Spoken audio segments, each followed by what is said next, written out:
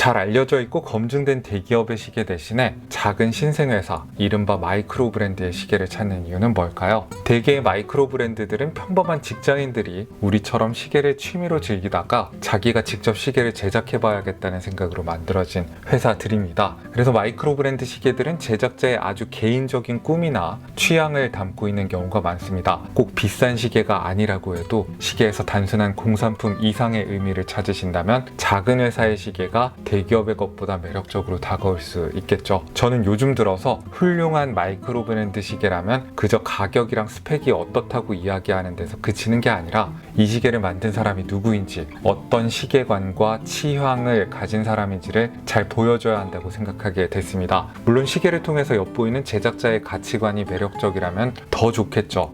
오늘은 에퍼처라는 새롭게 등장한 한국 마이크로 브랜드의 시계를 보여드리려고 합니다. 첫 시계인 에디션 1은 20만원대에 접근 가능한 가격에다가 37mm의 편안한 크기를 내세우는 오토매틱 필드 시계입니다. 요즘 시장에 가성비 지향의 필드 시계들이 포화 상태라고 느껴질 정도로 쏟아져 나오고 있는데요. 그 중에서 이 시계에 돋보이는 장점이 뭐냐고 물으신다면 무엇보다 오너의 시계관을 확실하게 드러내는 시계라는 점이 매력적이지 않나 생각합니다. 모두가 인정하다시피 정확성을 향한 경쟁에서 기계식 시계는 쿼츠 시계나 스마트워치를 이길 수 없습니다. 중력이나 진동, 충격에 끊임없이 영향을 받다 보니까 기계식 시계는 언제나 정확한 시간보다는 약간은 느리거나 빠르게 작동합니다.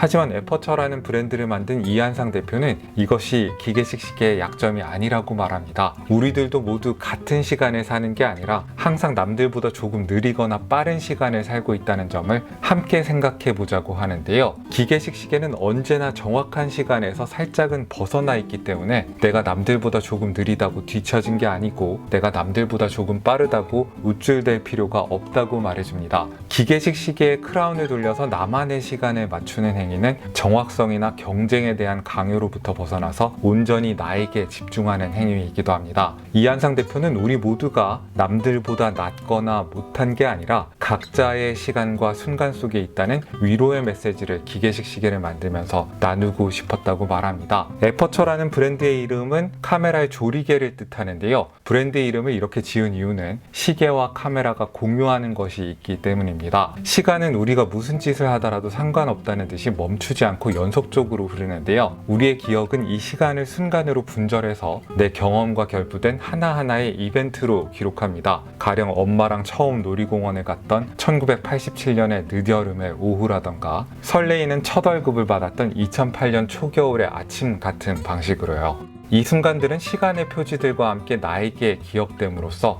더 이상 나와 상관없이 흘러가는 익명의 시간이 아니라 동시대를 살았던 다른 누구의 시간으로도 치환될 수 없는 나만의 순간이 됩니다. 시계를 보면서 누구에게도 귀속되지 않는 익명의 영속적인 시간을 각각의 순간으로 분할하고 그것을 나의 기억으로 기록하는 과정은 조리개를 움직여서 삶의 명암을 포착하는 카메라의 작동 과정과 비슷하게 느껴지기도 합니다. 시계는 어쩌면 익명의 시간을 나만의 순간으로 포착하게 해주는 조리개가 아닐까라는 의미를 담아서 에퍼처라는 브랜드의 이름이 나왔습니다. 당연하게도 에디션 1의 디자인에서도 카메라의 모티프를 곳곳에서 찾아볼 수 있습니다. 크라운의 옆을 보시면은 카메라의 포커스링 같은 질감 처리가 되어 있습니다. 기계식 시계의 태엽을 돌려서 나만의 시간을 맞추는 과정과 카메라의 포커스링을 돌려서 삶의 한순간을 포착하는 과정이 다르지 않다는 의미를 담은 거고요. 초침의 카운터 밸런스도 재밌는데 원형으로 뚫린 구멍이 있습니다. 이 카운터 밸런스가 지나가는 위치에 맞춰서 분침과 시침의 원형의 점이 그려져 있고요. 그래서 매분마다 카운터 밸런스의 구멍과 이 원이 겹쳐지도록 만들어 놨습니다. 이 역시 마치 카메라의 조리개를 맞추는 것처럼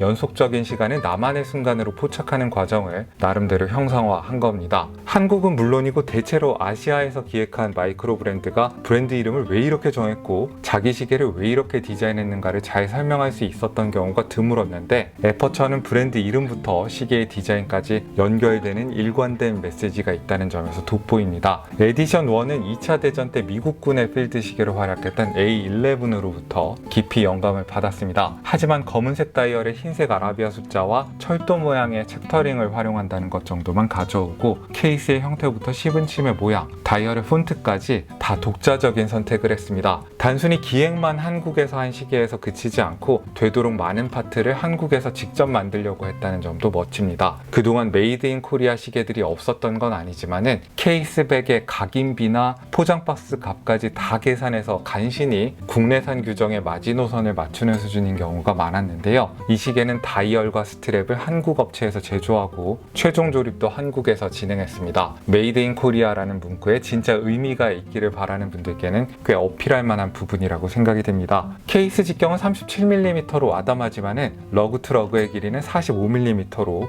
러그가 꽤 긴 편입니다. 하지만 러그의 각도가 손목을 감싸주는 형태로 꺾여 있어서 손목이 가는 분들도 넘친다는 느낌이 들지는 않을 거라고 생각합니다. NH38A 같은 육진동의 보급형 오토매틱 무브먼트를 적용한 시계들이 다 그렇지만은 평범한 3N 시계치고는 약간은 두꺼운 감이 있습니다. 유리 부분을 포함한 두께가 12.7mm이고 유리 부분을 제외하면 11mm 정도의 두께입니다. 하지만 100m의 방수 성능이 이 두께를 어느 정도 정당화해주고요. 스트랩을 포함한 무게는 69.3g으로 두께에도 불구하고 제법 가볍고 편안한 착용감을 줍니다. 러그의 폭이 20mm라서 호환되는 시계줄이 많을 걸로 예상이 됩니다. 다만 OAS 스트랩과의 협업을 통해서 가격대에 비해서 좋은 퀄리티의 가죽줄을 매칭했기 때문에 별로 시계줄을 바꾸고 싶다는 생각이 들지는 않으실 것 같습니다. 블랙 가죽줄과 브라운 가죽줄 사이에서 선택을 하실 수 있는데요. 더 무난한 쪽은 아무래도 블랙 가죽줄이라고 생각이 됩니다. 하지만 다이얼을 좀 더 부각해보고 싶다고 하시면은 브라운 가죽줄을 선택하실 수도 있습니다. 좀 밝은 색깔이어서 검은색 다이얼이 좀 더 확 떠오르는 느낌이 있거든요. 박스형의 싱글돔 사파이어 크리스탈을 채택했는데요. 형태상으로는 이렇게 볼록한 시계 유리가 전반적인 시계의 분위기에 잘 어울립니다만은 실용적인 관점에서 본다면은 빛이 좀 어른거리는 현상이 있다는 게 다소 아쉽습니다. 싱글돔이 외부와 내부의 굴절도가 달라서 무반사 처리를 해도 빛이 어른거리는 현상이 많이 생기는 편인데요. 무반사 처리를 포기했다면은 아예 그냥 평평한 사파이어 크리스탈을 선택하는 게 나았을 거라는 생각도 듭니다. 크리스탈을 잘 폴리시된 동글동글한 베젤이 받쳐주고 있습니다. 그 아래로는 거친 느낌의 인더스트리얼 브러쉬가 된 원통형의 케이스가 들어가 있고요. 동글동글 무난한 케이스에 거미다리처럼 생긴 개성 있는 러그가 아주 독특한 분위기를 연출해 줍니다. 빈티지 드레스 시계에서 많이 볼 수 있는 장식적인 노티드 러그를 좀 더 각지게 만들고 단순화시킨 듯한 느낌도 드는 게 재밌습니다.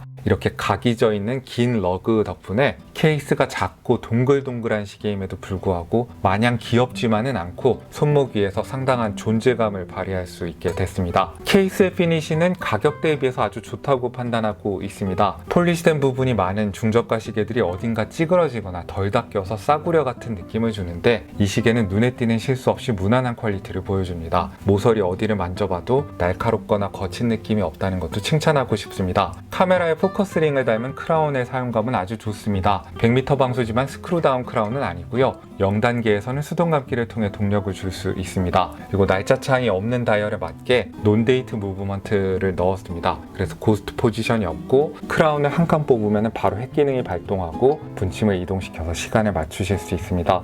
다이얼의 폰트 선정에도 재밌는 부분이 있는데요. 시간 인덱스는 푸투라라는 독일산 폰트를 사용하고 있고 챕터링의 좀 더 작은 숫자는 길산스라는 영국산 폰트를 활용하고 있습니다. 미국군 필드 시계인 A11의 디자인에 독일과 영국을 대표하는 글씨체를 사용해서 화합과 평화의 의미를 담고 싶었다고 하는데요. 일단 제작자가 부여한 의미를 떠나서 봐도 여러 가지 폰트의 조화가 좋게 느껴집니다. 12시 방향의 회사 로고 프린트가 상당히 현대적인 느낌이어서 그런지 A11 오마주보다는 상당히 현대적인 느낌의 필드 시계라고 저는 생각했습니다. 6시 방향에는 오토매틱과 방수 성능 관련 문구들이 프린트되어 있습니다. 한국에서 제작했다는 다이얼의 퀄리티는 완벽하지는 않습니다. 물론 육안으로 보는 정도에서는 상당히 깔끔합니다. 하지만은 당겨서 촬영해보면은 프린트 해상도가 약간은 부족한 구간이 있고 글자를 자세히 보면 군데군데 뻐끔뻐끔 기포가 들어간 부분들이 보이는 경우도 있습니다. 그러나 이보다 비싼 시계도 다이얼이 더 못한 경우가 있으니까 너무 비판하고 싶지는 않고요. 한국에서 제작했다는 의미 적지 않다고 생각합니다. 비드 블라스트 피니시된 주사기 모양의 시분침과 가느다란 초침이 들어가 있고요. 초침의 끝은 빨간색으로 칠해놨습니다. 앞서 말씀드린 것처럼 초침의 카운터 밸런스가 시분침에 찍혀있는 점과 겹쳐지도록 한 디테일이 재밌는 구성입니다. 한 가지 아쉽다면은 비드 블라스트 된 핸즈와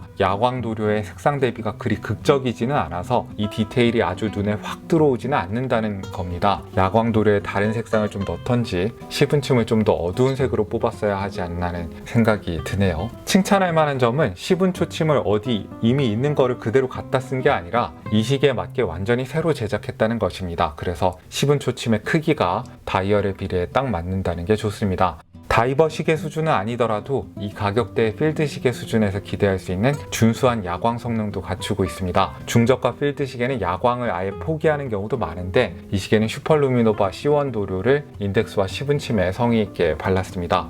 케이스백은 스크루인 방식으로 결합되어 있는데요. 한국에서 만든 시계라고 앞에서 고래고래 소리를 지르기보다 겸손하게 뒷면을 통해서 한국 시계로서의 정체성을 드러내고 있습니다. 정교한 장식 같은 건 없지만은 홀로그램처럼 태극마크가 보이는 게 재밌습니다.